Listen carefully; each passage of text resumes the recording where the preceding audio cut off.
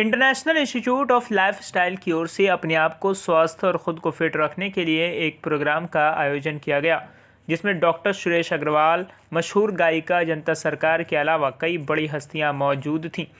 इस दौरान इन लोगों ने कहा कि हम लोगों को हमेशा हेल्थ का ध्यान रखना चाहिए और साथ ही बच्चों को मोबाइल से हमेशा दूर रखना चाहिए।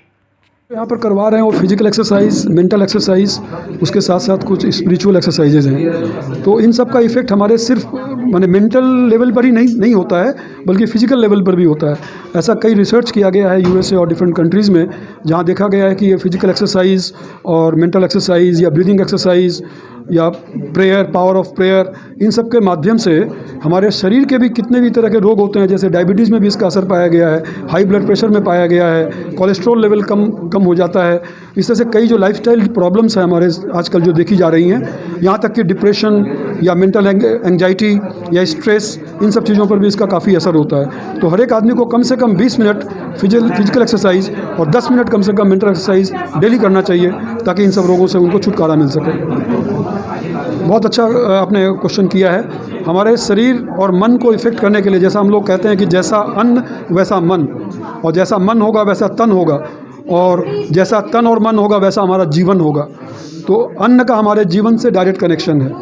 अन्न हमारा जो होना चाहिए वो ताज़ा होना चाहिए, पहली बात। दूसरा, लोकली ग्रोन होना चाहिए। आजकल फैंसी हो गया है कि ये ऑस्ट्रेलिया से आया है, वो न्यूजीलैंड से आया है, इस फल का दाम ज़्यादा है, देखने में अच्छा है तो फल ज़्यादा अच्छा होगा। ऐसी बात नहीं है। हमें लोकली ग्रोन और सीजनल फ्रूट्स खाना चाहिए, वेजिटेबल्स को बढ़ाना चाहिए, फ्रूट्स एंड वेजिटेबल्स को हमारे खान पान में, और सीरियल्स जो होते हैं राइस या व्हीट, इसको कम करके इन चीज़ों को बढ़ाना चाहिए। इसका हमारे शरीर पर काफ़ी असर पड़ता है।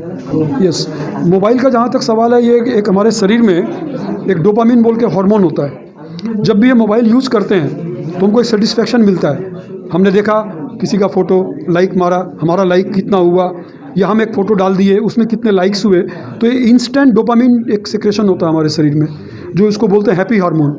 लेकिन इसका इफ़ेक्ट बहुत कम समय के लिए होता है। जैसे ही मेरे को लाइक मारा, उस समय तो मेरे को हुआ 5 सेकंड के लिए, फिर उसके बाद मैं वेट करता हूँ कि और कितने लाइक्स आए, नहीं आए तो मैं फिर डिप्रेस हो गया।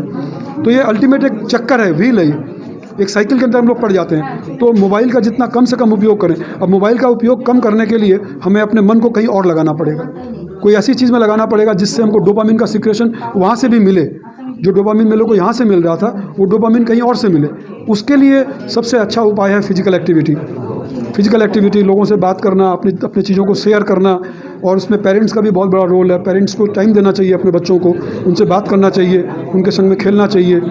तो इस तरह से करके हम उनका ध्यान आकर्षण कर सकते हैं दूसरी तरफ में, ताकि वो मोबाइल के प्रति उनका जो ध्यान है वो कम हो। एक्चुअली सुरेश जी ने आज बोले हैं कि स्वामी विवेकानंद जी बोले हैं कि music is the highest meditation form of meditation, और सबसे बेस्ट मेडिटेशन है जो कि हम लोग गॉड से कनेक्ट करते हैं।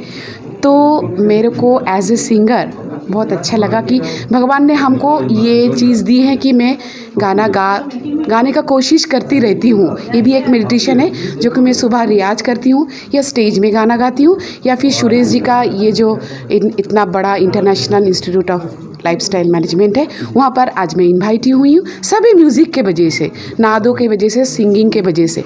तो ये भी विवेकानंद जी का ही कहना है, वही मैं दोहराना चाहती हूँ कि बहुत ही अच्छा है, और ये इंटरनेशनल सोसाइटी बहुत आगे बढ़े। और बात यही है कि कौन कहता है भगवान आते नहीं, मैं 2 लाइन आपको बोलूँ।